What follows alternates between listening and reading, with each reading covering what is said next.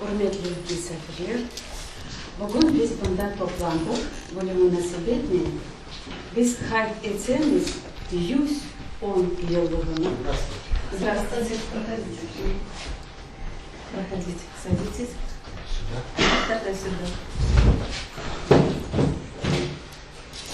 Belli pedagog, belli ülkeşnas, belli milli hareketimizin iştirakçısı, mümkün aytmağa alim Osman Bey Ebasanov'un 110 yıllığını kaydetmek için biz bugün toplandık. Ve en başından ben sözünü isterim vermeye müzeyimizin müdürüne Safiye Hanım İmenov'a.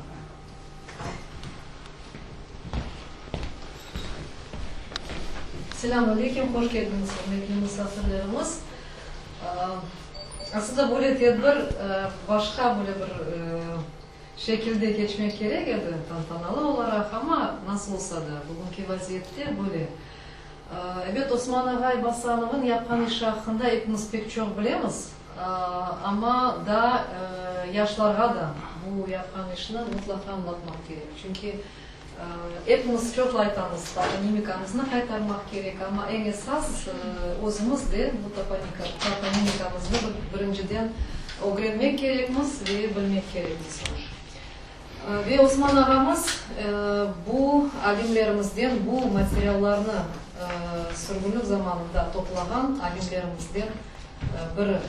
Ve o yapkan işini bilemiz gibi. Profesör Superanskaya kullangan edi ve o kitaplarında ona esaslanıp Kırım toponimikasında, toponimika hakkında kitaplar çıkargan edi. Ve bizim müzeyimizge de Timur Ağa Davcı 2 tomun bağışlagan edi. Hepsi değil, 4 tomdan ama hepsi değil ama 2 tomu ve sonunda koşuldu. Müzeyimizde var. Hepsi toplu olmasa da ama var. Ve evet bu sahada, bu mevzularda müzeyimizde bilgene kadar işini alıp bara.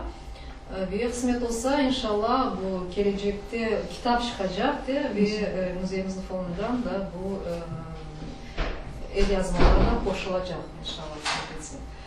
Osman ağamızın elbette Allah rahmet eylesin demek gerek ve bugün onu anamız ve Rahim hocamızla da rica edeceğimiz duayla ansak daha yaxşı olur. Çünkü gerçekten de pek hürmetli, pek güzel bir insan idi. Allah rahmet eylesin. Buyurun sayılacağız. Euzubillahimineşşeytanirracim. Bismillahirrahmanirrahim. Elhamdülillahi Rabbil alemin ve salatu ve selamu ala Resulina Muhammedin el-emin ve ala alihi ve ashabihi ecmain.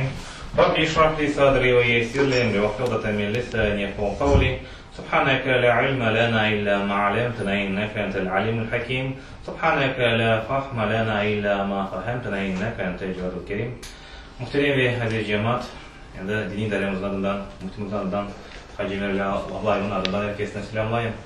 Tabii ki sağ olunuz böyle işte insanları unutmağınız için, ülkeyi de unutmağınız için bu pek mühim. Şimdiki vakitlerde hususan işte yaşlarımızga bu adamları yaşlı bir şekilde anlatmak gerek. Bu milli hareketke koşulgan ve aslında bizimle şu anda olmamıza, şu vatanımızda olmamıza sebepçi olan insanlara Allah-u Teala cümlesine rahmet eylesin tabii ki. Bir yandan tabii özleri bilgine göre mesela Osman ağamız da yani vatana kayıtıp olamadı degende uzak diyarlarda kaldı. Ve bilemiz ki bizim dualarımız güneş bizden ne kadar uzak olsa da sıcaklığı bizge yeti. Biz de niyetten bugün onun ruhuna dua edecekmiz ki gerçekten de buna bizlerin, milletimizin şu cennet vatanına kaytmasına vesile oldu. Allah-u Teala onun da makamını cennet eylesin inşallah. Gerçekten bizlerge şu vatanın, şu havanın, şu denizin kıymetini onlar anlattılar, onlar bizge yaşattılar. Yani de biz de onlara hiçbir vakit unutmayız inşallah. Allah-u Teala cümlesinden razı olsun inşallah. أعوذ بالله من الشيطان الرجيم بسم الله الرحمن الرحيم إن الذين قالوا ربنا الله ثم استقاموا تتنزل عليهم الملائكة ألا تخافوا ولا تحزنوا وابشروا بالجنة التي كنتم توعدون نحن أولياؤكم في الحياة الدنيا وفي الآخرة ولكم فيها ما تشتهي أنفسكم ولكم فيها ما تدعون نزلا من غفور رحيم ومن أحسن قولا ممن دعا إلى الله وعمل صالحا وقال إنني من المسلمين ولا تستوي الحسنة ولا سيئة ادفع بالتي هي أحسن فإذا الذي بينك وبينه عداوة كأنه ولي حميم وما يلقاها إلا الذين صبروا وما يلقاها إلا ذو حظ عظيم وإما ينزغنك من الشيطان نزغ فاستعذ بالله إنه هو السميع العليم صدق الله العظيم. Muhterem ve aziz cemaat, yani buna teklif üzerine bilirsiniz. Ramazan'da bu 110 yıllığına niyetlengenler dua geçirmeye, onun için dua geçirip olamasanlar bazı sebeplerden sebep, onun için bir hırtlama var iken, ona beraber koşul bağışlayıp inşallah, onun için inşallah bir sıkıntısı yoktur, öyle niyet var. En güzel çünkü anma bu şekilde olur. Hepiniz bilgenler koşulsun, buyurunuz. Euzubillahimineşşeytanirracim. Bismillahirrahmanirrahim. قل هو الله أحد الله الصمد لم يلد ولم يولد ولم يكن له كفوا أحد الله أكبر بسم الله الرحمن الرحيم قل هو الله أحد الله الصمد لم يلد ولم يولد ولم يكن له كفوا أحد الله أكبر بسم الله الرحمن الرحيم قل هو الله أحد الله الصمد لم يلد ولم يولد ولم يكن له كفوا أحد الله أكبر الله أكبر لا إله إلا الله والله أكبر الله أكبر ولله الحمد آمين. الحمد لله رب العالمين والصلاة والسلام على رسولنا محمد الأمين وعلى آله وصحبه أجمعين. اللهم ربنا يا ربنا تقبل منا إنك أنت السميع العليم وتب علينا يا مولانا إنك أنت التواب الرحيم واهديني واهدنا الحق وإلى صراط المستقيم بقدر القرآن العظيم وبحرمته من نزلته رحمة للعالمين. واعف عنا يا رحيم واعف عنا يا كريم واغفر لنا ذنوبنا بفضلك وكرامك يا إكرام الإكرامين ويا أرحم الراحمين. اللهم زينا بزينة القرآن وأكرمنا بكرامة القرآن ويشفنا بشرافة القرآن والبسنا بالخلة القرآن وآتنا من كل بلاء دين العذاب الآخرة بحرمة القرآن العظيم. اللهم اغفر للمؤمنين والمؤمنات والمسلمين والمسلمات الأحياء منهم الأموات إنك السميع قريب مجيب الدعوات برحمتك يا أرحم الراحمين وبحرمة سورة ياسين آمين آمين آمين.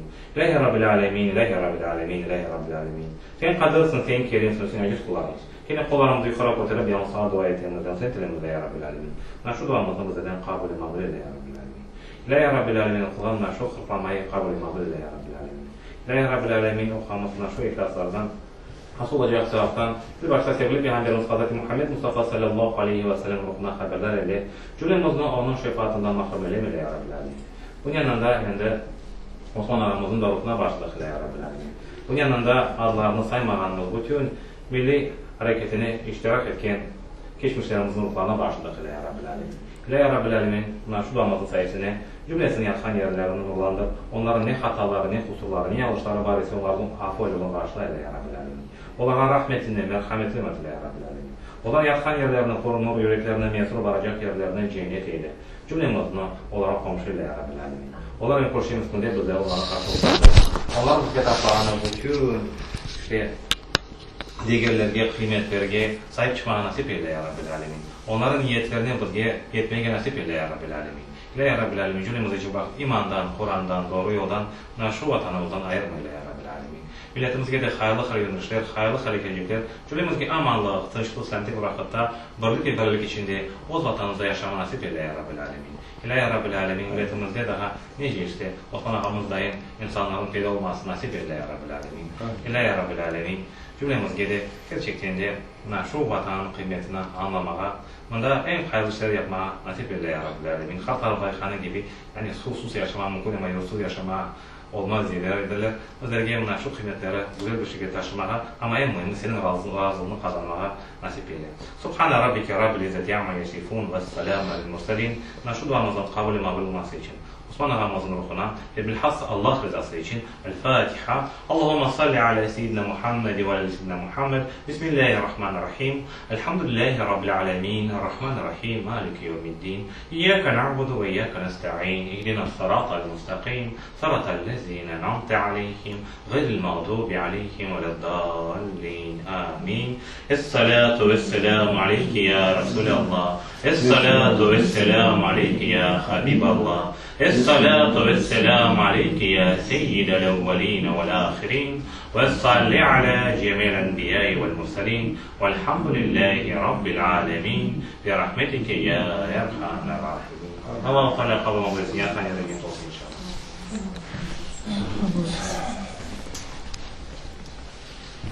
Bütün ayakның hayalı Osman ağamız Ebasanov'un ezi yurtқа қайтмаға. Ama bugün biz bunda toplanıp Osman ağamızın ruhuna dua edip onun adını anıp sanki onun hayalını bunda beyan etimiz Tuğan Kırım toprağında. Ve şimdi Osman ve Ebasanov hakkında bizge tavsilatlı aytır Osman Bey'in ciğerini Zarema Hanım Kadyrova. Çünkü o balalıktan onların yanında yaşadı beraber ve onun talebesi oldu. Zarema Hanım buyurunuz sizge. Sizge nasıl kolaylı olur? С этим отруб, да, потому что аудитория маленькая, и поэтому она такая камерная. Не обязательно этот официоз, можете будете сидеть. А демонстрация пойдет? Демонстрация будет после, когда. После? Да. Тогда я просто... Потому что мы я была говорили с вами, вы сказали, что вы не хотите, чтобы она переживала. Почему? А это что?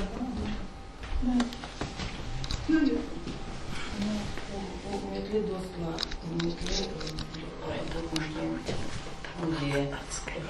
можно по-русски говорить хорошо, потому что я 20 лет училась на русском, надо так литературно не очень хорошо. Поэтому я хочу поблагодарить вас, что все-таки смогли организовать вот такое вот небольшое мероприятие для очень дорогого и важного человека, как Эбасанов Осман. Ну, о семье его говорить, как вам сказать. Он родился в Корбеке, я запрашивала архивы и данные, 7-10 год, они не подтверждают. Но на памятнике у него написано 10-й год. У нас жена писала, мы считаем, что вот 110 лет. Потому что архив Симферополя не дал точных данных о его рождении. Я запрашивала 7 и 10. Ну, короче говоря, он родился в большой семье, в Корбеке. Более подробно о семье, может быть, скажут ближе, кто знает его родственники. Эти были 1910-е годы, и кто ближе с ним, тот об этом расскажет, мне кажется. Мы все время жили рядом с ними. Он, как говорится, нами занимался, наша семья, это его жены, ну, дети, сестра и так далее, и так далее. У него был один сын от первого брака, но они не очень общались, и он жил далеко, а мы всегда жили рядом. И, в общем, очень много внимания от него получали, от Тизяна Амнан. Они были учителя. Они кончили педагогический Симферопольский институт.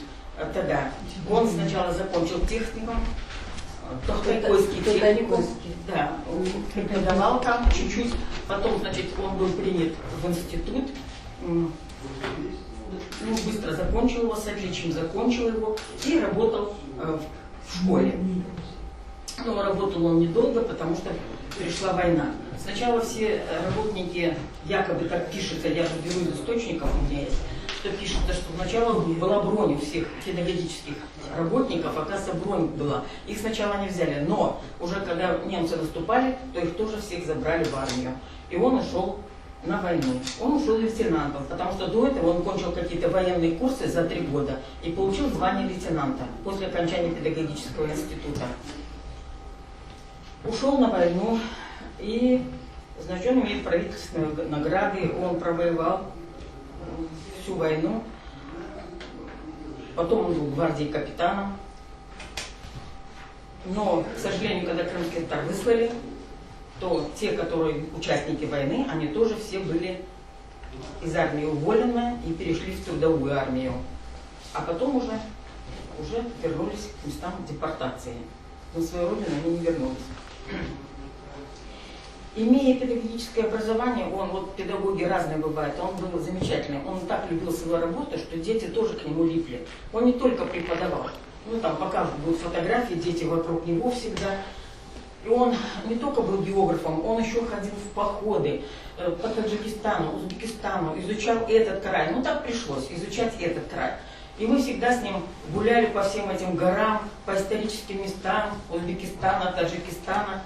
Были всякие очень интересные случаи, я сейчас не буду на этом задерживаться и рассказывать. То есть, кроме того, он, значит, в Доме пионеров создал музей, он назывался такой, местный музей, можно сказать. Но он состоял из всей производственной базы, которая там в Ташкентской области, в Узбекистане и так далее. Этот музей один из лучших был в Ташкентской области. Он был создан его руками и руками детей. Они день и ночь там сидели, стругали и так далее, там заказывали всякие болванки, какие там осуществлялись. В общем, это был один из лучших музеев в Доме пионеров. Наши отряды, которые он готовил, туристов, можно сказать, были отряды «Барс». Это в Доме пионеров. «Барс» это обозначало боевой авангард разведчиков-следопытов. Такие отряды «Барс» были, назывались они. Мы участвовали в соревнованиях. Соревнования однажды проходили, все советские республики, их 16. И однажды в соревнованиях я в этих участвовала. Конечно, они готовили, 90 человек была сборная Узбекистана, там были руководители, и он тоже одним из руководителей. Но руководители с нами все не поехали. Поехали только, выбрали кого, мы поехали. Соревнования эти проходили в Западной Украине, под Львовом. Драгович, Ужгород нас на самолете привезли в Москву, потом погрузили. Все это было бесплатно, это было за счет средств, бюджета, наверное, государственного, я думаю.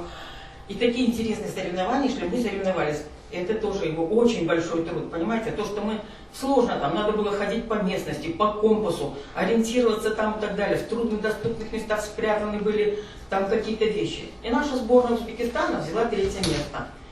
Через реки переправлялись, я свалилась в реку, короче говоря. Вот такие очень интересные. Но я считаю, что это его очень большой труд.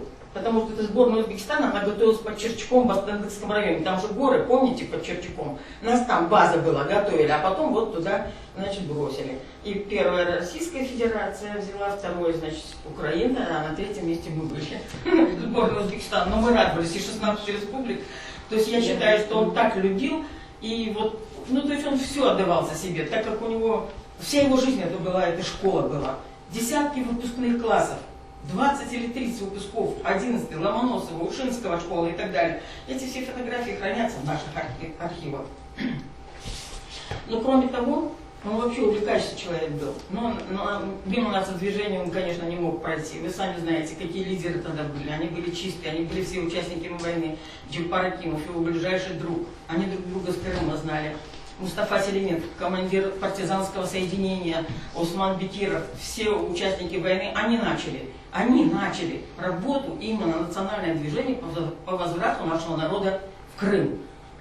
На каждом этапе, наверное, бывают свои лидеры, но это были замечательные. Бегабаде, да. Но потом они все равно, все это как. Это были очень нелегкие годы. Когда поняли, что народ наш невинный, его что надо возвращать, то они стали строчить документы в ЦК КПСС, Совет министров и так далее. Искали данные, тогда соток не было. Они буквально объезжали, обходили всех. Где герои наши? Есть же герои Советского Союза. И недавно, когда я видела тут на площади 7 или 9 героев Советского Союза наших, я чуть не заплакала. Они не могли, ни архив, ничего не было, но они так это всех их разыскивали и писали об этом. писали в правительство и так далее. Ну, конечно, это очень большой труд. Это сейчас легко так сказать в двух словах. Это очень большой труд они делали. Делегация за делегацией в Москву. Однажды в делегации Осман Аджа говорит, я не знаю, насколько достоверно, что Амирхан Султан был правительственной делегации, которая зашла в правительство, с наградами были герои Советского Союза и так далее. После этого, значит, начали создаваться комиссии по поэтапному возвращению крымских татар в Крым. Очень сложные вопросы. Первый, как бы, чтобы немножечко народ усмирить, это были вербовки. Вот в 1967 годах начались вербовки, по 300 семей уже начали возвращаться. Люди поэтапно начали возвращаться в Крым. Ну, в общем, они не дожили до этого, они все умерли, или в Пакистане. А Джипар Акунч говорил всегда, пока последний мой из народа не уедет, мы не уедем. Они в 80-х годах там все умерли. А народ уже уезжал. Уже все приезжали сюда, прибывали, там правдами, неправдами, с разрешения, без разрешения, как получалось у каждого. Но в едином порыве наш народ начал возвращаться к себе на родину. Хотя были вот решения правительственных, государственных комиссий, были решения. То есть он не последний человек в этом. Он был такой тихий и скромный, он только писал и писал, он ручку не выпускал из рук. То есть вот материалы, данные о том, что не виновен весь народ. Все-таки. Ну и героев, соответственно, конечно. Но кроме того, значит, он неутомимый был. Он занимался еще одновременно топономикой Крыма. Мы вообще его не видели никогда, чтобы он просто так отдыхал. Ну, топономика, они с Суперанской, что ли, как он говорил, что с 30-х годов еще были знакомы в Крыму. Я вот это достоверно не могу это подтвердить. Но он говорил. Ну и потом в 70-х годах как-то они связались, и Суперанская хотела выпустить справочник по топономике Крыма. И уже практически подготовила, он с ней работал. Он посылал ей материалы, была огромная переписка, вот документы покажут, там, она пишет ему там на память и так далее. Есть в библиотеке Кеспринского хранятся материалы, что в 80-х годах она не смогла опубликовать этот справочник, потом и написала ему, что пока не время, короче. Но в 95-м году она опубликовала этот справочник, и на него там ссылается. Конечно, потом, значит, еще, например, есть карта, которую он вообще занимался этим очень. Ну и Челебиев, например, «Язык земли», книга, вот 4 тома, он ссылается на эти все. То есть очень много. Оценить его вклад, что он сделал вот по топономике, мы не можем. У нас нет никаких материалов. 4 папки были привезены сюда. Зера Ханум, его жена, она раздавала их всех налево-направо. Ну, наши как-то не историки, никто, кто придет, когда переехали в Крым, она отдавала, вот берите, читайте, знакомьтесь, знаете, их уже никого нет, а вы смотрите, короче говоря.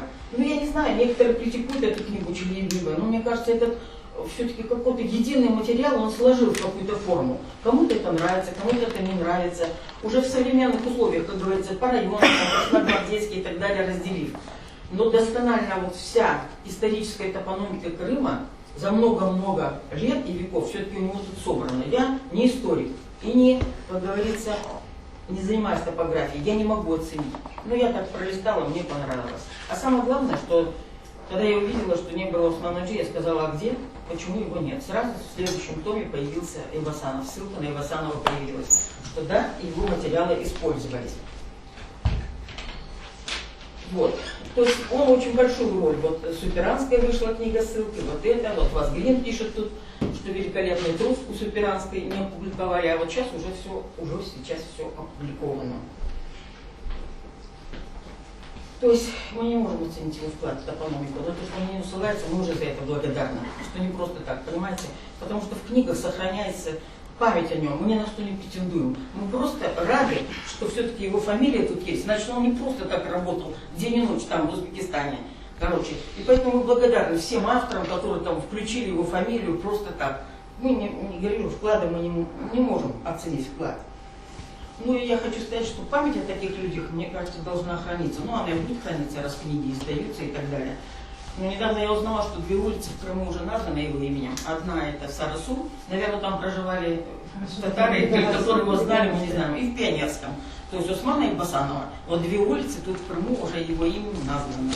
И поэтому я вас благодарю за внимание. На этом заканчиваю. Я подготовила, конечно, большую статью, но я хочу ее передать Эльдару Сейдбекирову. Сначала посмотреть более подробно о его жизни и деятельности. Ну, посмотрим, выйдет она статья это или нет. Я ее приготовила. Она такая обобщенная, большая статья по его жизнедеятельности. Спасибо за внимание.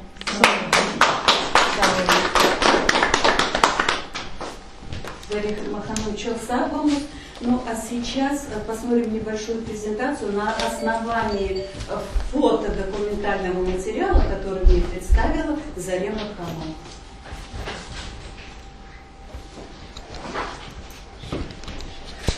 Так, Корбек, Бекабад, даты жизни. И вот сегодня мы отмечаем 100 десятилетий этого замечательного человека. Так, ну, каким он нам запомнился? Это прежде всего педагог с большой буквы. Это человек, который был активным участником национального движения. Ну и, конечно, это ученый. У него нет официальных званий, но тем не менее профессора, тем не менее сейчас именитые ученые, кто занимается топонимикой, они все ссылаются на имя Османа Ибасанова. Поэтому, ну, можно так сказать, он народный ученый, да, который занимался нашей топонимикой. Вот. Ну и кто нам сегодня познакомил с биографией Османа Ага, это Зарема Кадырова. Вот вы видите семейный портрет. С левой стороны Осман Ага, с правой стороны сидит его супруга Зера, а вот вверху, узнали, наверное, это и есть наша Зарема Ханум. И рядом с ней ее сестренка Мелиха. Так, родился он в селе Корбек. Это одно из самых крупных сел в Крыму. Так. Ага, давайте быстрее, чтобы не затягивать. Закончил он, как уже сказали, Тотайкосский педтехникум.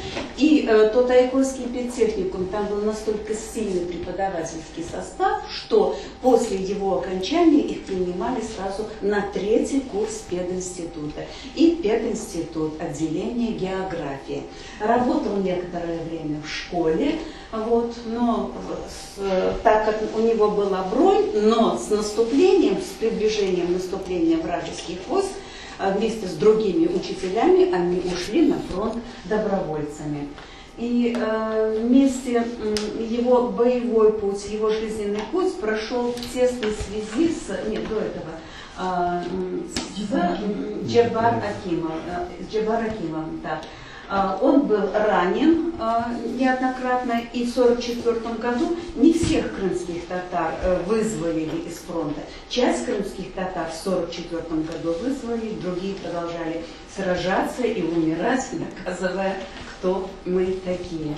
Так, это сын Османбея от первого брака, но с которым, к сожалению, связь уже прервана. Вот. Это семейная фотография опять Османбея, вверху Османбей, внизу его супруга. Ну, а с левой стороны сидит это мама его супруги. Так, дальше. Вот, это тоже семейная такая фотография. Они на родине, в Алуште, а Корбек, вы знаете, это изобильно, но под Алуштой, но пока только в качестве туристов. Так вот ему и не довелось пожить в Крыму, приезжал как турист. Так, здесь тоже он со своими друзьями и родственниками. Вот. И вся жизнь его, которая уже была в депортации, она была посвящена образованию и воспитанию подрастающего поколения. Вот таким вот учителем он работал в Бекабадской школе. Ну и, как говорила Зарема Ханум, да, он был фанат своего дела, он увлекался краеведением. И вот здесь вот вместе со своими учениками, посмотрите, где только он не бывал. Это была такая самоотдача педагога. Вот еще кадр, посмотрите, в горах с учениками, форма походная, следующая. Еще, видите, вот, еще кадры. Так, здесь, значит, кроме того, что они ходили в походы, кроме того, они занимались исследовательской работой. Вот здесь, видите, он с пионерами, они уже занимаются, пишут какую-то стенгазету. И вот здесь в результате поисковой работы они нашли красноармейца, погибшего в годы гражданской войны, по-моему, даже позже, в годы борьбы с Басмачевым. Да, с Басмачевым. И вот здесь вот открывается памятник. Это, ну, Красноармеец Османбек Эбасанов, а рядом с ним девушка в шарфике, это Зарема Ханум. Это какой-то кишлак, мы там нашли этого красноармейца. Да. Это было... Да. И кроме того, что он занимался исследованиями топографии, топонимики в местах депортации, его волновали вопросы Крыма. Я вот помню, да, когда в Крыму начинали строить Щелкинскую атомную электростанцию, наши писали письма протеста. Мы еще тогда в Крыму не жили, но мы протестовали против этой атомной станции. В то же время в журнале «Вокруг света» была напечатана статья о пещерных городах Крыма. Конечно, она задела за живое Османа Эбасанова, и он пишет в редакцию журнала «Вокруг света». Ну, редакция журнала, вот мы получили ваш материал о некоторых пещерах Крыма, разделяем ваше беспокойство за частичную утерю исторической основы, лежащей в рассказах и легендах. Ну и, в общем, ему просто советуют там вот обратиться, такая, вы знаете, мягкая отписка. Но мы видим, насколько глубоко он переживал о том, что делалось в Крыму. Вот. Ну и одна из таких, чем была наполнена жизнь, то есть фронтовики, которые прибыли в места депортации, естественно, смириться вот с этой вот огульной ложью они не могли. И первый, кто принял этот удар на себя, кто оказал вот это вот, начал форму, вот эту вот петиционную форму национальной борьбы за возвращение гражданских прав и снятие огульного обвинения, были именно участники войны. В 50-е годы за исполнение песни «Порт-Артур» и «Татарлыгы» по доносу, за то, что он исполнил эту песню, вот как бы нам это ни казалось сейчас нелепым, вот он был обвинен и посажен на большой срок. И только после смерти Сталина по амнистии он был освобожден. И он один, четверо. Они создали 4, да, они были, да.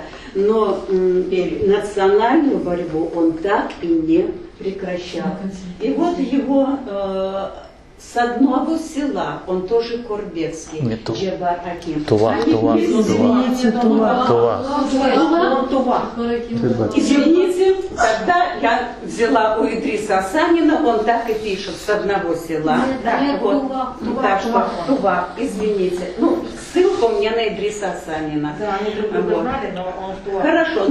Хорошо, я согласна, но они учились вместе в Тотайкойском педтехникуме, они учились вместе в пединституте, вот. Ну и потом они жили вместе в Бекабаде, и Джебар Аким, который работал в наркомбросе, потом был редактором газеты «Красный Крым», заброшен был в партизанские отряды для ведения агитационной работы среди крымских татар. Так вот, с Джебаром Акимом, который считается одним из признанных лидеров, основателей национального движения, они были всю жизнь, вот пока в Бекабаде были, они были вместе. Так, следующее.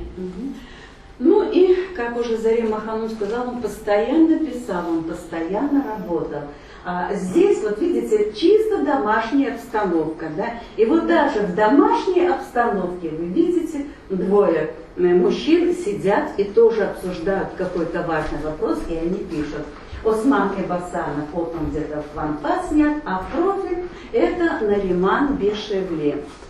Очень тоже интересные воспоминания, трагическая судьба у него, но Нариман Бешевли потом смог выучиться, хотя комендант его не отпускал и все время говорил, это от меня зависит, будешь ли ты учиться или не будешь ты учиться. И только в последний момент он как-то смилостивился и дал разрешение на поступление.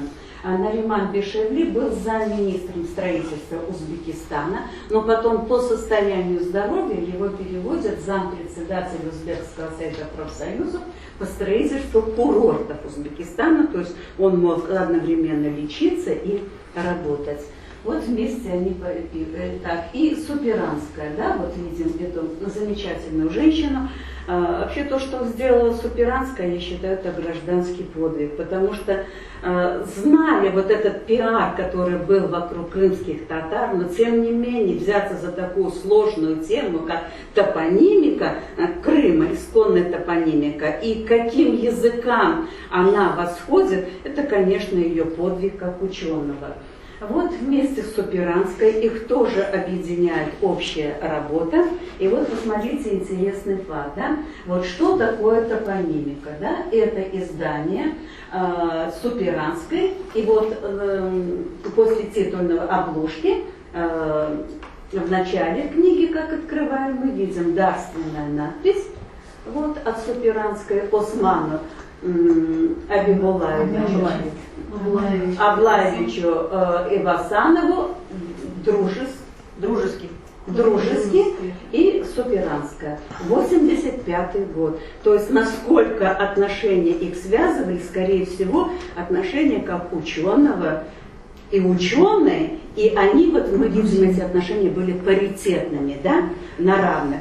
К сожалению, пока труды Османа Ибасанова не изданы, но тем не менее, вот такие именитые ученые, как Супиранская, как Вазгрин, последующие книги, да, Джиляла Челебиева, все они ссылаются на труды, черпают материалы из источников, которые собирал Осман Ибасанов. Так. Ну и кроме того, так много работал над составлением еще списка крымских татар, участвовавших во Второй мировой войне и в партизанском движении.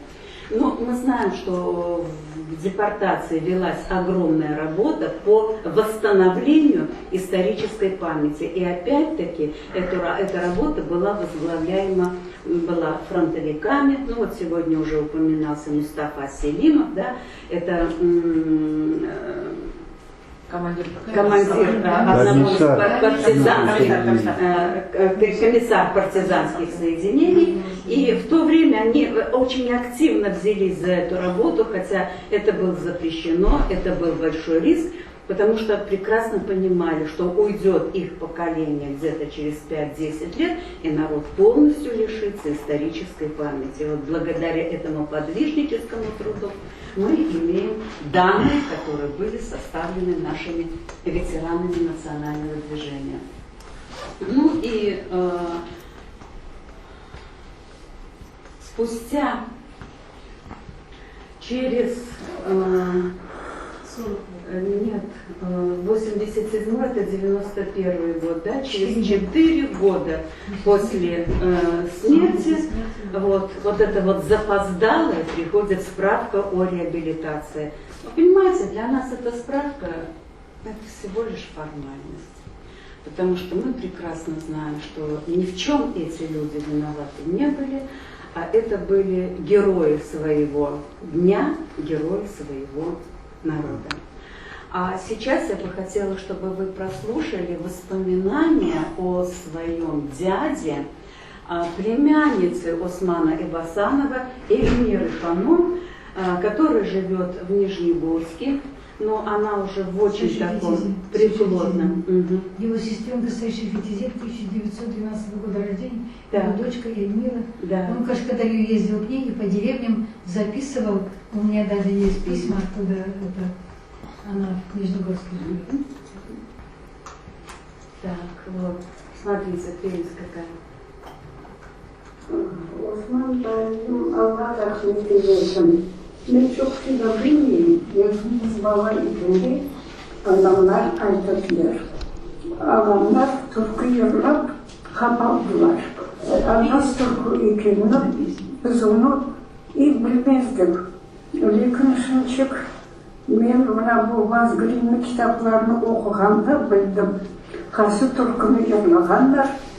Kaç yılda kapalganlar, 4 tane dostu 47. yılı. Son daim rahmetli aytırdı ballar, biz Gurev'de oturduk, anda pek soğukta, pek kıyın andadı. Ular Begavat'ta yaşardı, bizi Taşkent obasında Petilerka savkozuna. Yazda gelirler, toylar, bir neler olsa gelirdiler.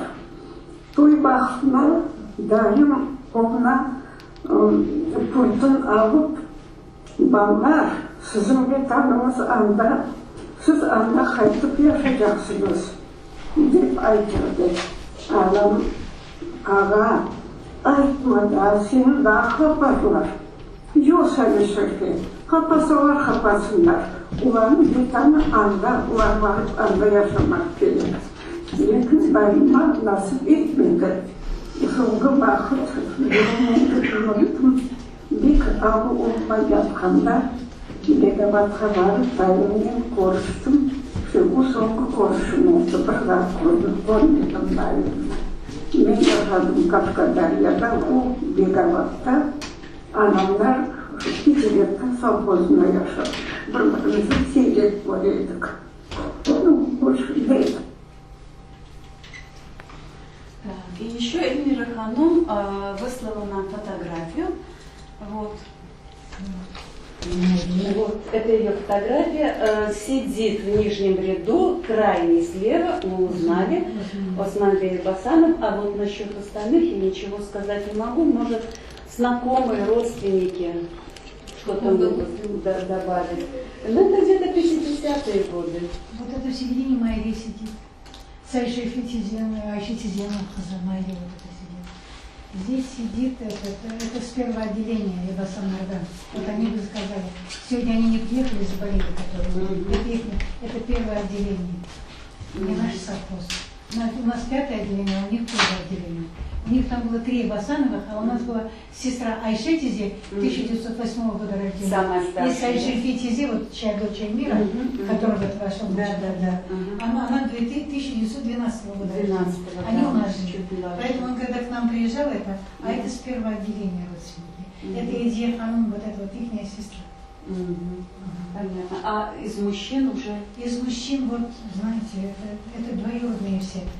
Вот тот Шамратага похож, от которого Фескех Шамрадай. Вот это впереди похож на Исмаила Даи, но я могу ошибаться. Вот, понимаете, они жили от нас 10-15 километров. А Осман Даи, да, это 50-е годы, он молодой еще. Это 50-е годы, и обратите внимание, вот выражение лиц, да, нашего народа. Вот даже эпоху можно определить по выражению Он лица. позже, он с 50 по 55 сидел. Это позже, может быть. Ну, Или раньше. Раньше он не выезжал из Беговата. Дело в том, что фотографии появились. У меня есть фотография маленькая, где его племянник Ридван Даи фотографировал. Я у мамы на руках где-то 10-месячная, может, годовалая. Какого года? Это где-то, я 50-го года, это значит 51-го года.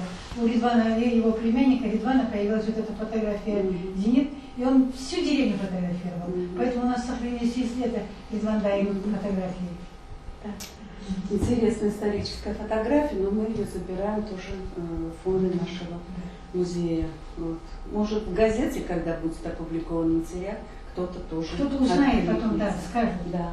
Надо обязательно, потому что Да. кто... Ну, а сейчас я бы хотела, чтобы об Османе Басанове вспомнили те люди, которые его знали близко, которые видели с ним, ну, которые знакомы с его трудами. Нет, о Эльмире Ханумовне договорились, она у нас пацан.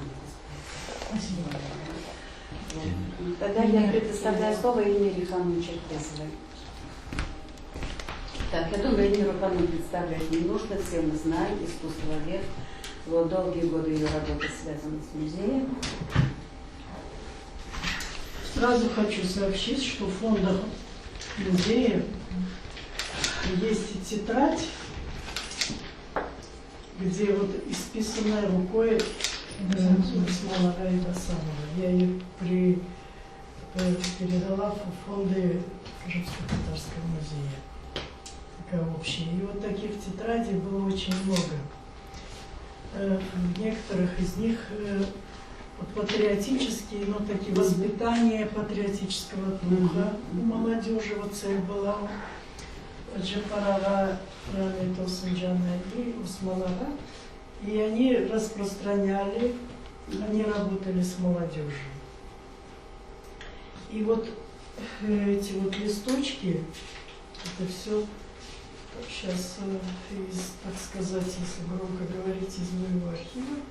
Это почерк Османа Ибасана.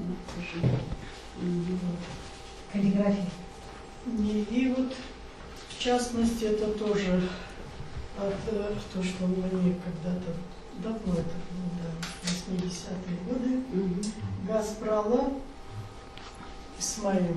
Вот о Гаспринском. То есть он собирал все, не только топонимику, но и историю. Размножали и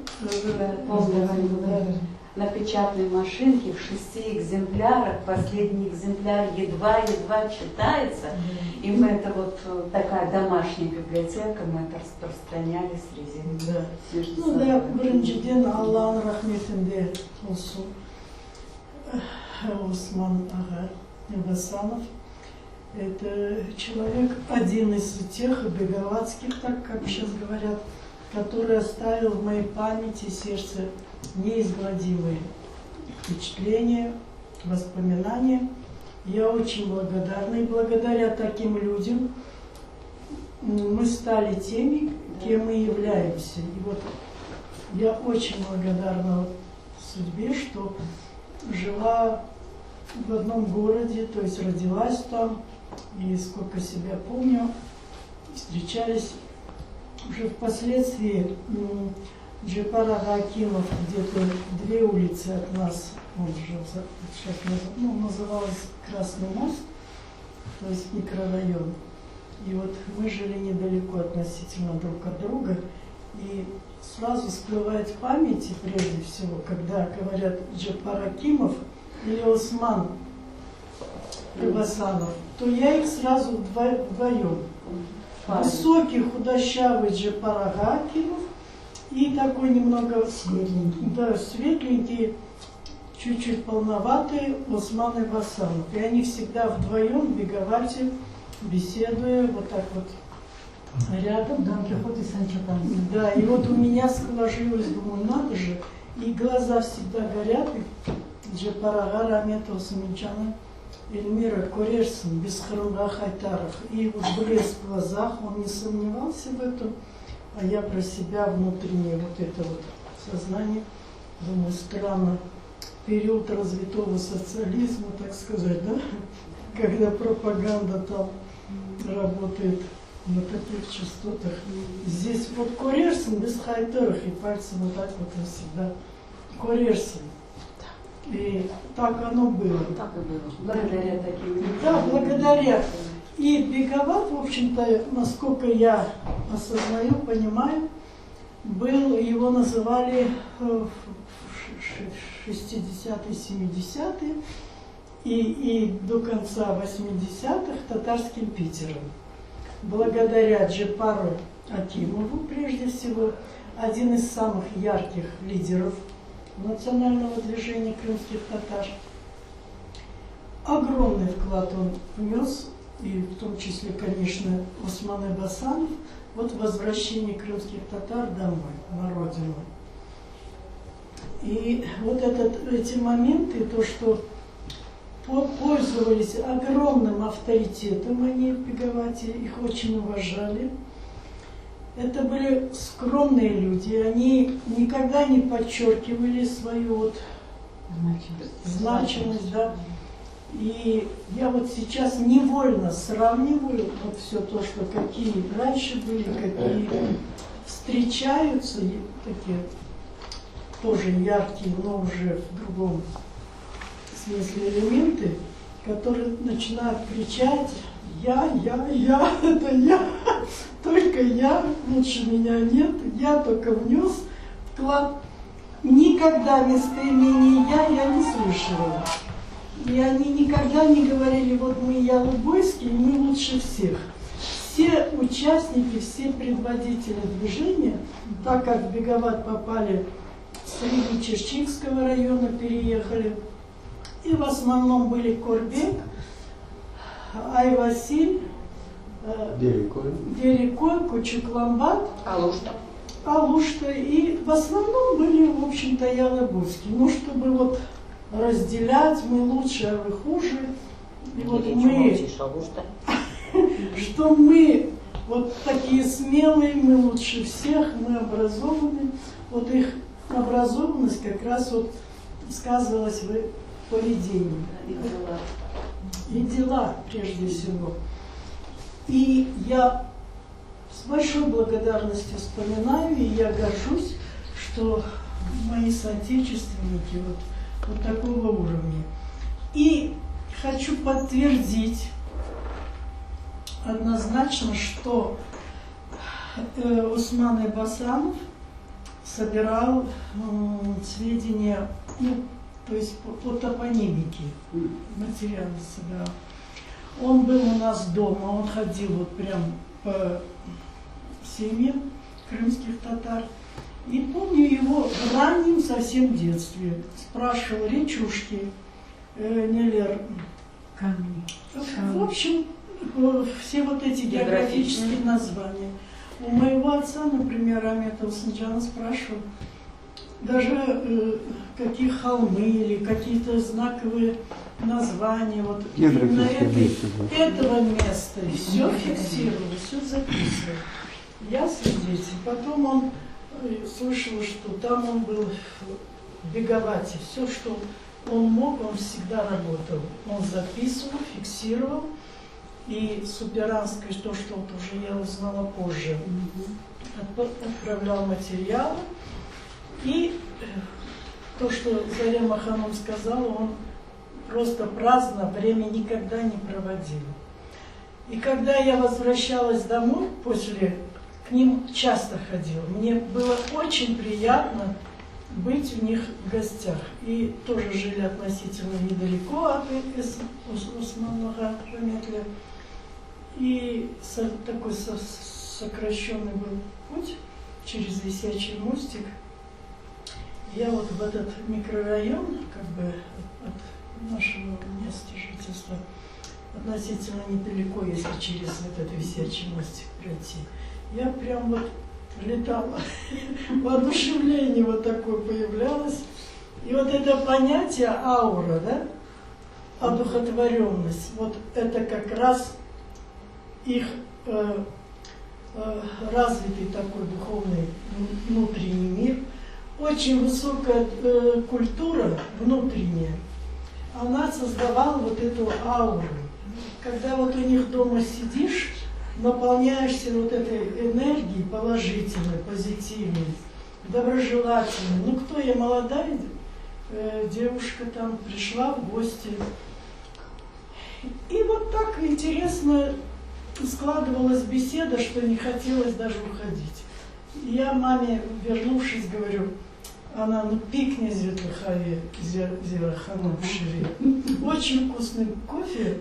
Маме говорит. Я своей маме говорю, ну почему вот у нас так не получается, такой вкусный, как у Османага Зерапте? Она дади, Аллах, хаймах чохуя. Что со сливками, если, то это намного вкуснее. Я говорю, нет, она все в точности делает, но сейчас уже, когда уже образование определенное и знания подсказывают, наверное, вот это вот аура и душевное тепло. Да? Душевное тепло, все оно вместе создает, вот, и они находятся вот в определенной энергетической такой, да, ну, состояние, их духовность, их доброжелательность. И все это способствовало тому, что я уже здесь, будучи, может быть, уже в Беговате, думала, интересно, а что же я могу сделать, смотря на таких людей, конечно. У меня не было никаких разочарований в то время, было народу много, и все интересные, со многими общалась. И разочарования начались здесь. Вот когда на этой пении вот эти выскочки начали орать, кричать, вот я. И никого нет. И вот эти контрасты, наверное, так жизнь устроена, что чтобы познать хорошее, нужно испытать вот это вот эстетические понятия безобразного, возвышенного, красивого, там, низменные, возвышенные, вот эти категории эстетики, оно вот уже испытано мною в жизни.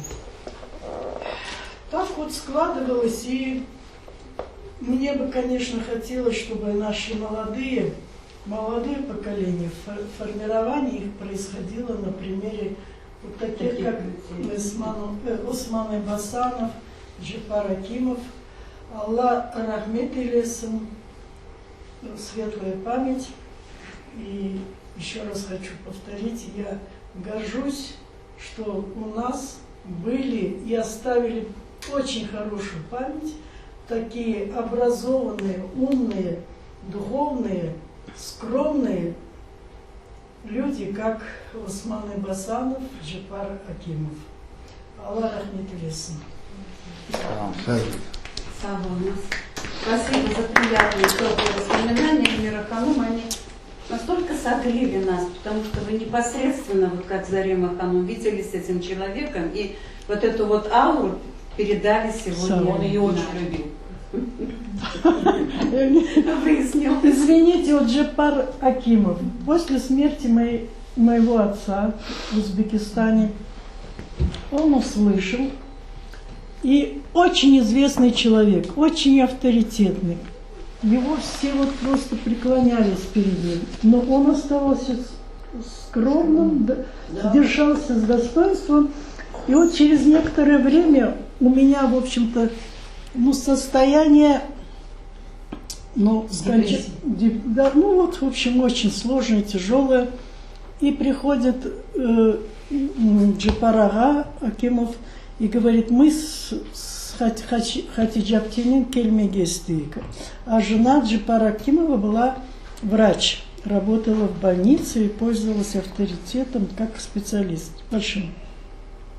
И они вдвоем пришли к нам, это последние годы, может быть, относительно последние годы жизни Джипара Акимова, в преклонном возрасте.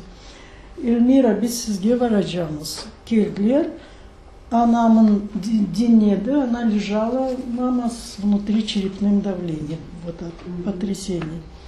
И навестили, оказали непосредственную помощь. Вот это поступки, которые характеризуют настоящих людей. В общем, такие были бегователи. То есть у нашего народа, да. А сегодня у нас в гостях Юрий Анатольевич Беляев. И предоставляю ему слово. Пожалуйста. Автор серии книг про топонимику Крыма. Да. Вот. Все сходится в одной точке. Значит, я расскажу, почему я сюда попал. Вот эти сборники, это первый сборник топонимика Крыма в 2010 году вышел.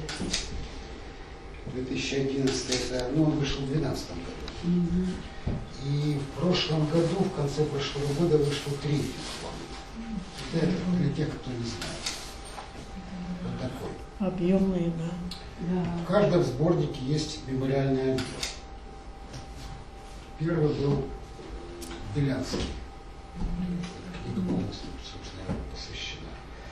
Во второй была Лезина такая, собирала крымские топонимы.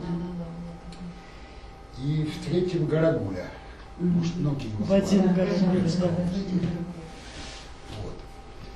И когда я собираю материал для следующих сборников, и когда я задумался, кого мы почтим, чью память в следующем сборнике, в одном из следующих сборников, я лишь вспомнил про Айбасанова.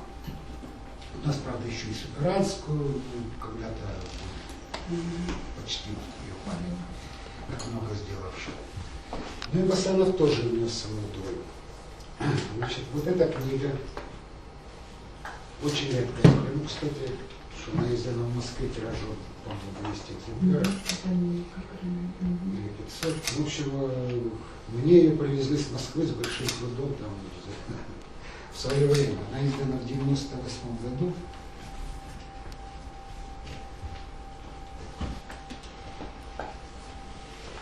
Академия Крыма, том 1. Две части здесь. Еще чуть раньше была в 95 году, это издано в 97-м, а в 95-м была издана сначала одна часть. Том 1, здесь части 2, а была еще в 95-м издана в таком же виде только одна часть. Там еще меньше было тираж. Так вот в начале этой книги, в предисловии, введение называется, указано. 3 автора здесь указаны. Значит, работа выполнялась сотрудниками группы ономастических исследований Института языкознания Российской академии наук Исаевой, Исхаковой, Саперанской, а также нештатными авторами Лезиной и Эбасановым. Теоретическая часть написана Саперанской, приложение лексика, формирующая графические названия и аффиксы, составила Исхакова, обратный указатель топонимов Исаева. Лезина представила материал о генотопонимах. Эбасанов работал с информантами. То есть на основе того, что здесь, то есть это сбор материала у информантов, практически весь был на Эбасанов. Лезина тоже этим занималась, но возможности меньше. Все были крымские депортации, значит, по разным оценкам от 70 до 90% топонимии Крыма это крымско-татарская лексика. То есть это огромный пласт крымско-татарской культуры, который, конечно, нужно было обращать внимание.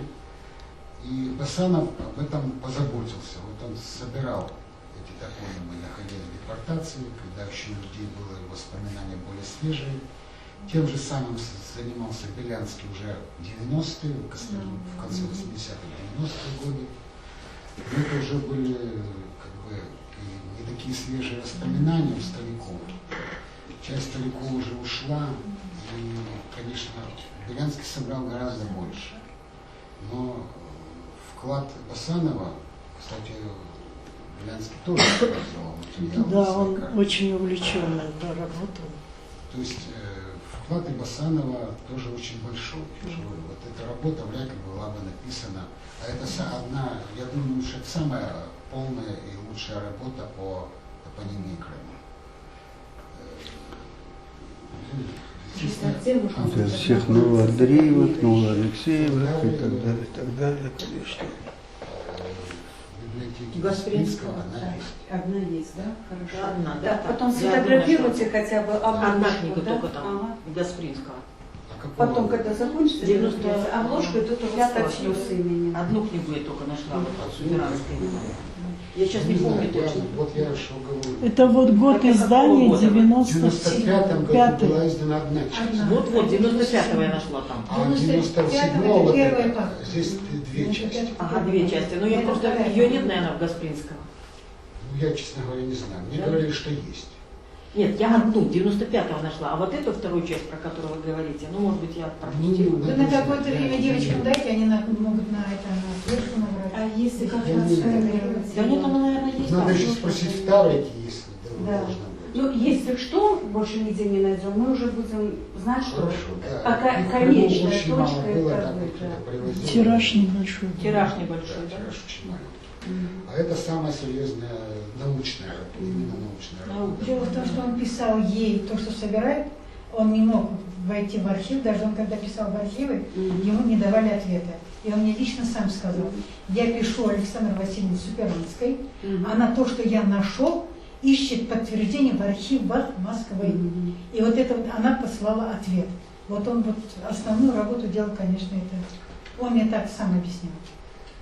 Значит, вот поэтому я запланировал в одном из следующих выпусков топонимики Крыма мемориальный раздел, посвятить нас каждой книге мемориальный раздел, посвятите Басану.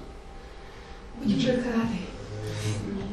Что, Спасибо, как да. говорится, требуется. Ну вот я слышал, Зарима уже что-то написала там о нем, да? Ну, в таком плане, как вам надо, я не знаю, просто это Нет, статья. ну, Там может быть одна статья, может быть две, несколько, это как угодно.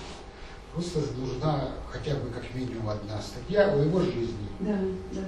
То есть как он жил, все эти самые, как с фотографиями, да, движение принимал, как топонимы собирал. Все это в его жизни. И все. Я смотрел, что есть в этом библиотеке Гаспринского, у них архивный отдел. Там несколько папок с материалами Бессана. В основном там ничего такого интересного. В основном какие-то копии книг о Крыме, которые тогда было трудно достать. Но несколько папок представляет интерес. То есть там, во-первых, я не сказал, как я узнал вообще об Басанове. У Челебиева того самого, который есть тетрадка, в которой переписаны топонимы, собранные Басановым. Я его, конечно, так как я этим заинтересовался, он мне дал, я не давал карты там для вот этой книги, он мне дал тетрадку, я переписал. Потом только узнал, что это Басанова материал. Ну и в общем, вот типа такой тетрадки есть в архиве. Ее надо скопировать, сверить с тем. Я знаю, что не один я переписывал, я тоже переписывал эту тетрадку.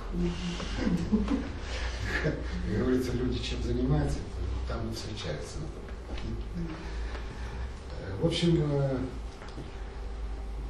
надо сверить то, что в архиве лежит.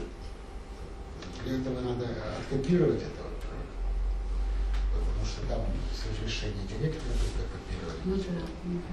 Потом там, значит, если это та тетрадка, сверить ее с нашими записями, потому что может быть искажения там и так далее. И издать. Вот в тот же мемориальный отдел. Потом там вот эта статья, вот здесь упоминалась, когда показывали о пещерах Крыма. Там что-то, ну я не читал, я только просматривал. Надо посмотреть, что там написано.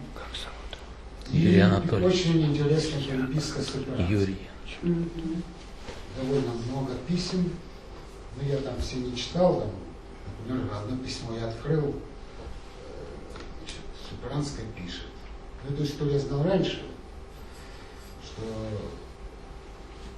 работа была готова в 80-м году. Да. Вот, как раз показывал. Научная работа закончена, оформленная, рукопись была. Они ее хотели включить в план издательства, издатели сказали, на этот год не включен, все заняты. А на следующий год уже запретили сверху. Запретили, она не была издана.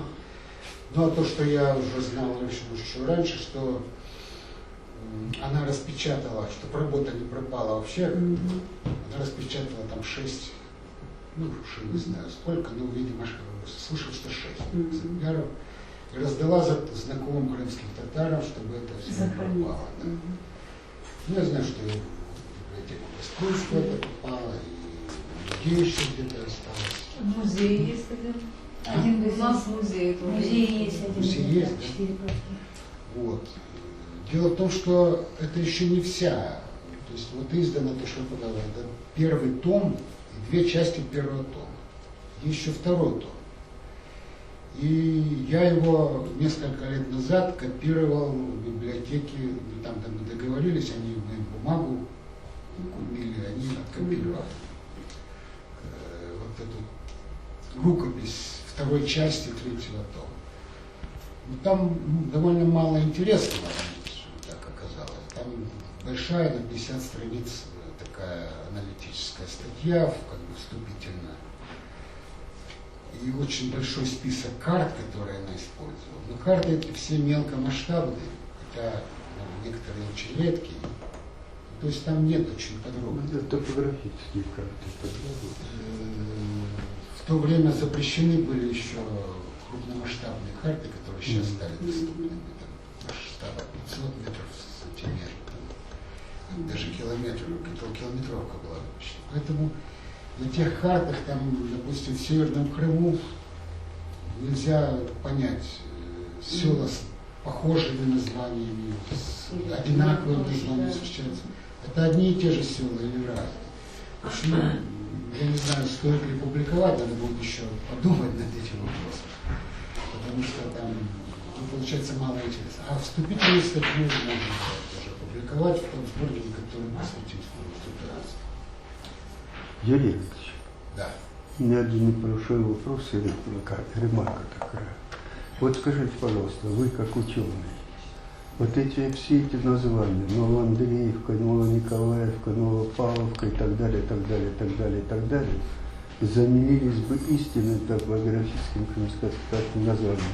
Обогатился ли бы Крым или нет? Конечно, нужно возвращать.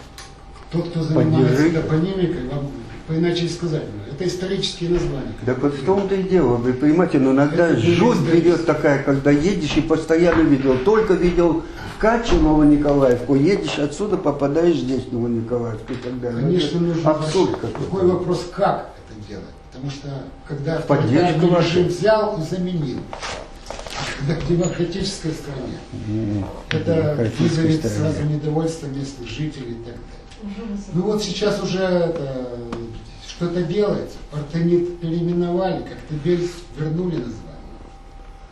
Ну понимаете, такими методами еще Есть понадобится еще 2 тысячелетия. Тоже должна быть. Нет, ну, 2 тысячелетия вот понадобится. у нас, как она, Курцы ближайшая деревня, да?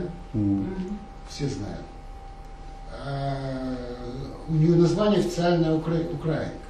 Вот. Автобус ездит с какой табличкой, знаете? Курцы написано на нем. Так-то здесь, а вот выше, Вот в Украине, потому что это люди выше. не понимают, у нас Украинка еще район города есть. Куда автобус везет. Поэтому на автобусе пишут Курцы. То есть без проблем заменить название. Без проблем. Правильно, проезжает по улице медконсультантов, им это обязательно говорят центральные. Вот так же и другие. Значит, решено сейчас что, ставить двойные таблички, чтобы все знали, более широко использовать это дело. Ну, я думаю, постепенно вот как-то таким образом. Самое главное начать. Процесс пойдет. Вот так возвращать. Как улицу Роза Люксембург стали переименовывать. 2 таблички. Потом со временем, когда привыкает одна убираться, вот так вот мягко она идет. Ну, наверное, все. Спасибо. Спасибо вам. Спасибо. Вообще-то я потрясена еще раз подвигом этого человека, научным подвигом, который писал в стол. Подписал, потому что это нужно было. И он не увидел плодов своего труда. Но то, что вот мы сейчас имеем возможность возвращаться к нашим истокам, вот одним из краеугольных камней, вот в этом фундаменте, который нам сохранили и передали, это труд Усмана Басанова. Конечно, здорово. Психологически выдержать такое, да? Писать не для нынешней славы, и вообще для славы ли, а вообще для стола, что когда-нибудь это будет востребовано. Но еще и труды-то его до конца, в конечной степени еще не востребованы, но мы надеемся, что оно так и будет. И уверенность, мы вернемся. Она все-таки нам тоже передается и возродим. Вот. А сейчас я бы хотела передать слово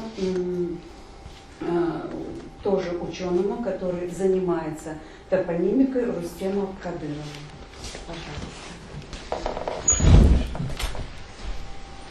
Ну, если честно, то я бы более был искренним, что занимался раньше, у меня сейчас область немножко сместилась, но я, собственно, и топонимией не занимался, я занимался крымской топонимией как возможность ее использования для анализа того, что было в Крыму. Вот хозяйственно-культурные типы освоения Крыма, как они в Крыму распределялись, какие территории занимали. И вот одним из индикаторов являются географические названия. Их действительно десятки тысяч. И когда мы работали над этой темой, это была середина 90-х годов, то действительно материалов было мало. Одним из главных источников была вот эта рукописная карта Игоря Белянского, книга 95-го года Суперанского, Гарагулю мы смотрели. И Осман-ага для нас, конечно, тогда был неизвестным. И до сегодняшнего дня нет еще публикаций я, если говорить о непосредственном моем знакомстве с такими энтузиастами, с подвижниками, это Рифат ага Куртиев, это Джеляль ага Челебиев. Я знаю, что это люди, которые искренне работали над крымской топонимией и сделали то, что никто, в принципе, не мог бы сделать и позже. Мы можем и в дальнейшем исследовать этимологию, происхождение, можем объяснять названия, можем работать над тем, чтобы восстанавливать историческую топонимию Крыма. Но они сделали неоценимый вклад в том, что они дали первоисточник, потому что они работали с информаторами, они работали с теми людьми, которые были носителями топонимии, потому что большая часть географических названий все-таки она не попала ни в карты, ни в архивных материалах. Она вот, эта топонимия, причем самая информативная, самая понятная, и она жила среди людей, а в условиях депортации вот этого естественного процесса передачи младшим не произошло.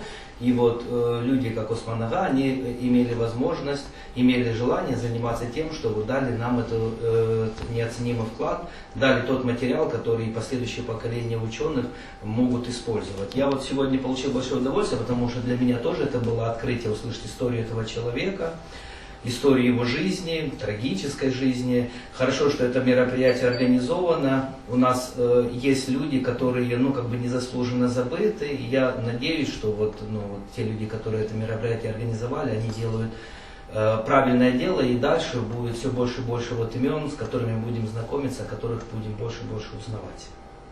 Это все, что я могу сказать. Спасибо.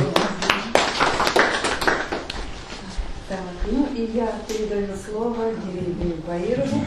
Вот его имя тоже не нуждается в представлении, потому что все мы знакомы с его трудами, с его публикациями. Вот, и как-то я нашла одну из публикаций, на которой написана карта Османа и Басанова. Вот, так что вам слово. Да, Осман ага, конечно, огромный вклад внес. Я впервые узнал о нем от Джеляла Челебиева. И благодаря ему переписал тетрадку, где были все топонимы, которые он собирал у наших старожилов. И мне было самому интересно взять эту тетрадку и пойти к нашим старожилам и собирать эти же топонимы, потому что часто бывает, что старожилам сложно сразу вспомнить все топонимы, но когда им начинаешь подсказывать, то они лучше вспоминают. Я брал и записи и Белянского, и Басанова. Конечно, изучая село Корбек, наши старожилы отмечают, что Басановы жили в Корбеке, его родственники были коммунистами, некоторые из них фашисты, как вошли в Корбек, сразу расстреляли. Вот этот весь вообще партактив, который остался в Крыму во время войны, он был расстрелян. Это тоже вот неисследованная тема, потому что Крымская ССР управляли где-то, я не знаю, процентов, я не знаю, на 30, если не больше, управляли крымские татары. И многие из них погибли во время войны. Осман Аджа, конечно, огромнейший вклад внес в национальное движение. Если посмотреть, то он был состоял именно в костяке, он был мозговой центр. И вот эти труды его, вот если вы знаете, крымские татары в Великой Отечественной войне, архивные данные, я просто бываю у наших участников движения, и у них вот эти все материалы, которые писал Осман Аджа, в том числе, он один из авторов, они сохранились. Просто сейчас мы снова поднимаем участников наших войны. Вот во время Украины как-то это не сильно было. Вот сейчас мы снова эти имена ищем. А вот в 60-е, 70-е эта работа уже была проведена и много чего было сделано. Хочется отметить, что вот 10 лет назад как раз было мероприятие в библиотеке Гаспринского. Я тоже тогда записал воспоминания тех, кто непосредственно его знал.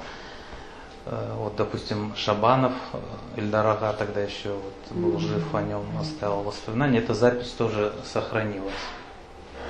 Ну и, конечно, то, что он сделал и за всю жизнь, конечно, интересно было бы, чтобы был исследовательский труд, посвященный ему. Но я думаю, это дело будущее наших исследователей, которые вот по крупицам смогут все это собрать воедино и издать книгу о нем. Конечно, то, что вот планировалось Алиме Ханум вот издать книгу о нем в качестве вот этих топонимов, то что, ну, они, видите, уже изданы у Суперанской. Поэтому то же самое сейчас издавать как бы смысла нет. Конечно, можно второй том, вот то, что не издано, издать. Да. Вообще Алиме Ханум у нас тоже вот большой вклад внесла. Вместе с ней мы вот много старожилов просто вот объехали и собирали информацию о Крупяке. И хочется сказать ей большое спасибо, что здоровье никогда не подводило вас и жили долго и счастливо. Ну и, конечно, поблагодарить вас, что вы организовались в такие вот времена и организовали этот вечер памяти, да, и за то, что сделали пришли, за то, что поделились информацией. И благодарна вам, Гирей, всегда с интересом читаю ваши публикации. Ну, недавно вышла наконец-то книга Гирей. Да. Ну, я думаю, это только первая ласточка, потому что у вас в арсенале, я знаю по публикациям, материал очень большой. Да, вот, к сожалению, у меня не всегда хватает времени на публикацию этих материалов. Конечно, то, что я собрал с Металсайта, я буду все публиковать, в том числе и то, что я пользовался же топонимами Айбасанова. В своих статьях я буду указывать, что там, где, значит, совпадают знания старожилов и знания, собранные с Айбасановым, я это буду все отмечать. Самые, вот те, кто ближе всего изучали вот нашу топонимику, это был вот Белянский и Басанов. Потому что, когда вот пользуешься нашими вот вышедшими картами, сразу видно, что не со слов наших старожилов брали. Вот я просто пример приведу. Вот Лучистое есть село Темирчи. Там вот есть всякие Кудрявая Мария, там Лысый Иван, и вот такое. Когда начинаешь у наших стариков спрашивать, они говорят, это что за это инопланетянские названия. То есть вообще у нас вот в разных планетах просто живем. Параллельных.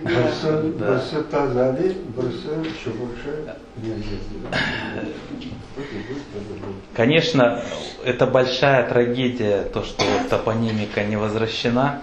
Наш народ не вернулся в наши исторические места проживания. Старики уходят, молодежь уже не знает вот этих всех топонимов. Большая трагедия для нашего народа. Нет продолжения всему этому. Ну, видите, не все в наших руках, как говорится. Мы пытаемся что-то делать, но мне кажется, вот народы, которые живут рядом с нами, люди, они должны понимать вот эта общая боль крымская, они на себя должны тоже это взять, потому что ничего бесследно не проходит. Просто здесь есть еще инерция, понимаете, идеологии прошлых лет, на это тоже надо как-то не сбрасывать со счетов. Но все-таки я считаю, что Крымский полуостров один из древних и густонаселенных. И вот эти вот названия, да, весь фруктово-ягодный ряд, потом фронтовой ряд идет, потом отлеменный ряд. Ну, а такие названия сел, как после 1944 года надо назвать веселое, радостное, счастливое, растущее. Вот, ну знаете, это вопросы культуры. Я думаю, как когда-нибудь все-таки придем к здравому смыслу и вернемся к истокам, потому что топонимика, она не дается вот так вот, ярлычком раздается. Это язык земли. Она формируется столетиями и не одним столетием. Ну, надеемся, что будет. Конечно, хотелось бы пожелать, что, может быть, в будущем у нас будут какие-то научно-исследовательские центры, может быть, в музее, где будут изучать и топонимику. Пока мне неизвестно, вот честно, не знаю, что кто-то бы изучал. Забросили им больше. Нету как бы у нас. Вот. И единственное, есть некоторые такие активисты, которые что-то пытаются сделать. Вот Юрий Анатольевич, конечно, вклад вносит в хорошее изучение. Спасибо. Спасибо. Можно я добавлю? Спасибо. Пожалуйста. Вот я как раз, когда говорил, забыл об этом сказать. Значит, было время, когда и крымских топонимов, и о крымских татарах вообще нельзя было говорить, писать и так далее. Но сейчас можно. Все можно. Каждый год у нас Кипу выпускает филологов, десятки и сотни, я уже знаю. Никто не занимается этим. Исторический факультет. Никто, ребята, я же ищу, я был и там. Кто-то там что-то близкое, там какие-то статьи о словарях там есть. А на кафедре в КФУ мне сказали, что вообще топонимика это бедная крымская топонимика, она бедная, потому что она вся современная. Ну, имеется в виду, знают, что только про название населенных. Вы меня простите, равносильно как ваш ректор, но мое притяжение о том, что почему до сих пор доска Абдоль-Тифука лежит в хранилище библиотеки, а вы докажите, что он герой Советского Союза. А вы докажите, что он учился в нашем институте. Ну ладно, об институте можно еще сказать. Но о том, что герой Советского Союза, да, в энциклопедию зайти посмотреть. Вот какие дела у нас. Это просто отражение, вы понимаете, это просто отражение. Я считаю, что вот именно вот в этих наших сборниках практически нет, есть несколько статей, написанных крымскими татарами. Почему? Ну, с вами вопрос. Слимовая диета по книге, которую вместе с отцом он написал. Есть покойный Сиран Муслимова статья была. Ну, мало. Но знаете, будем надеяться. А я считаю, Первые годы это было возвращение, обустройство. Потом надо было подготовить свои научные кадры, ведь нам же в историю тоже путь был запрещен долгое время. А сейчас, есть какие-то трения, бог с ними. Филологии, филологических статей практически нет. Все-таки это сигнал, что никто не занимается. А кому же заниматься носителями языка? Спасибо. Спасибо. Через вас до кого-то дойдет. И где-то наша инертность, да, это тоже. Спасибо. Спасибо. Спасибо. Так, а сейчас, у нас хотелось бы все закончить на такой позитивной ноте, поэтому я передаю слово Алиме Хану, которая была близко знакома с этой семьей, и расскажет свои впечатления об этой семье. Пожалуйста. Близко знакома с Даришкой, мама Даришка. Вот так. Моя бабушка либо самая Василия, либо самая бабушка Василия. Сказано очень много о его трудах, сказано много очень о его национальном движении, сказано. Но я хочу сказать, какой он был дядя. Он был дядя волшебный. Вот он приедет к нам в гости, и вокруг него все взрослые сядут, все взрослые начинают рассказывать, все взрослые что-то все вспоминают, что такое. А мы чай, кофе и сидим и слушаем, что скажет дядя. Что ты там чай, кофе, что такое, давайте мы сидим. Посуду. Нет, я пойду посуду собирать, потому что там Даришка что-то рассказывает.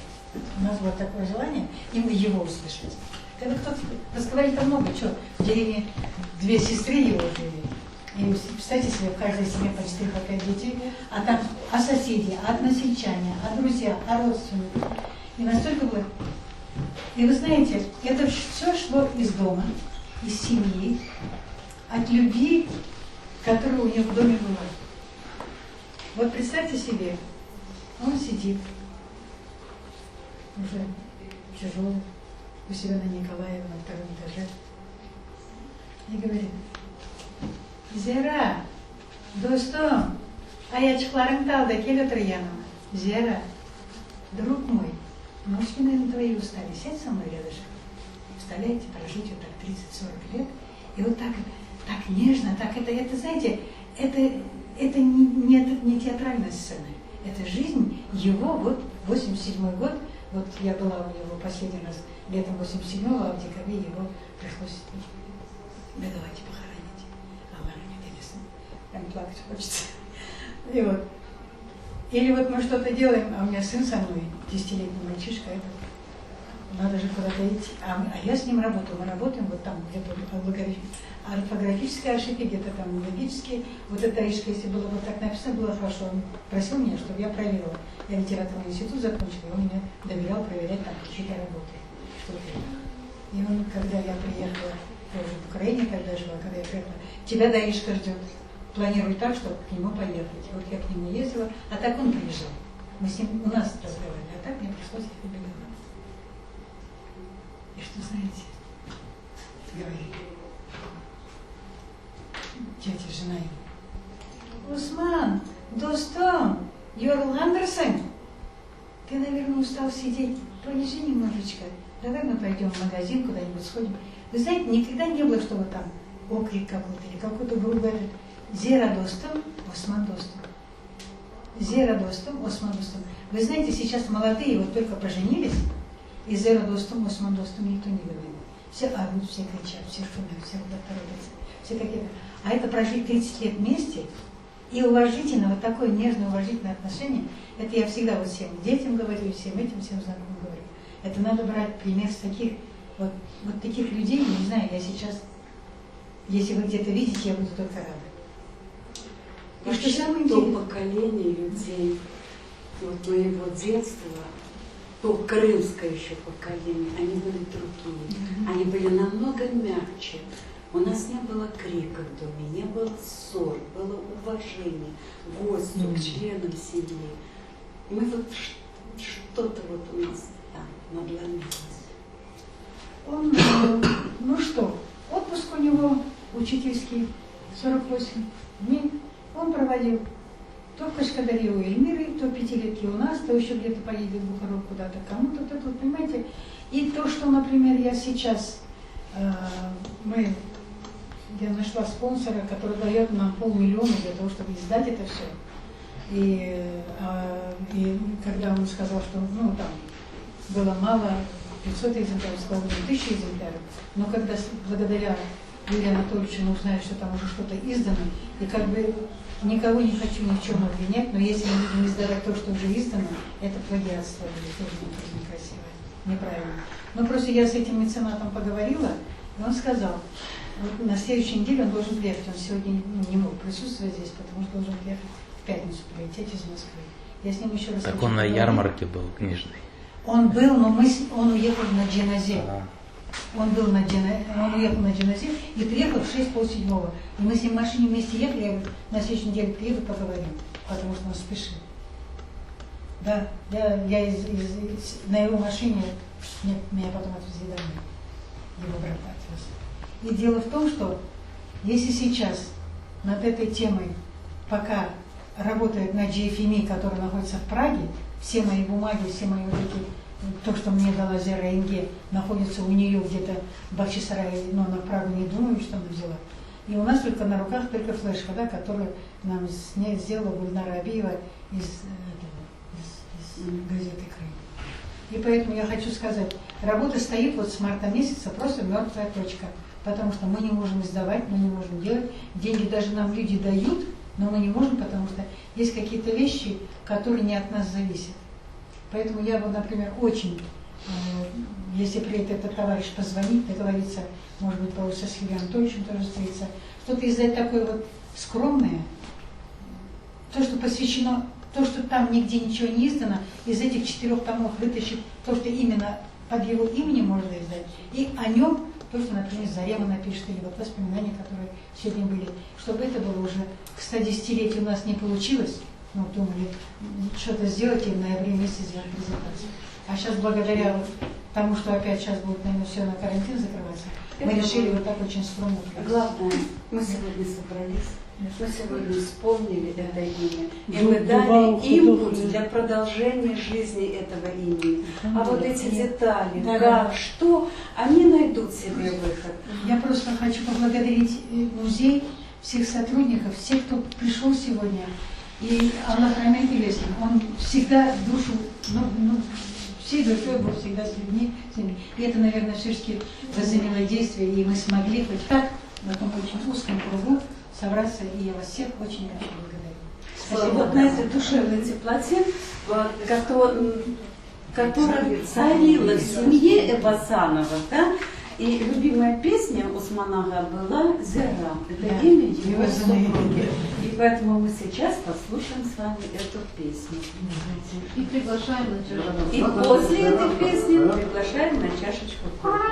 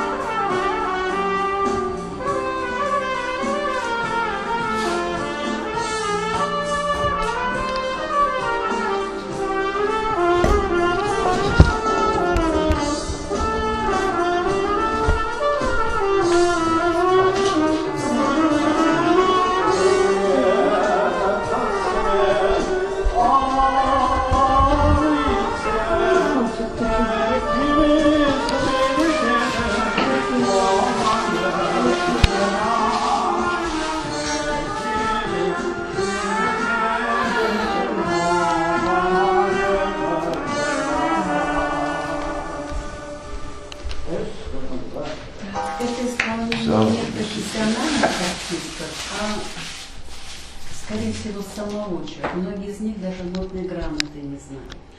Вот, но это традиционное, живое, национальное исполнение. Мне вот почему-то даже вот такое исполнение нравится больше, чем академическое. Так, души больше.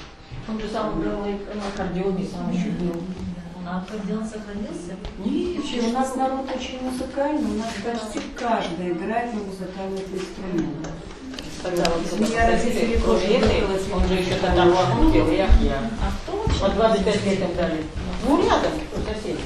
Нет, только Я отложила эти песни сегодня. Давайте, пожалуйста, чашечку кофе.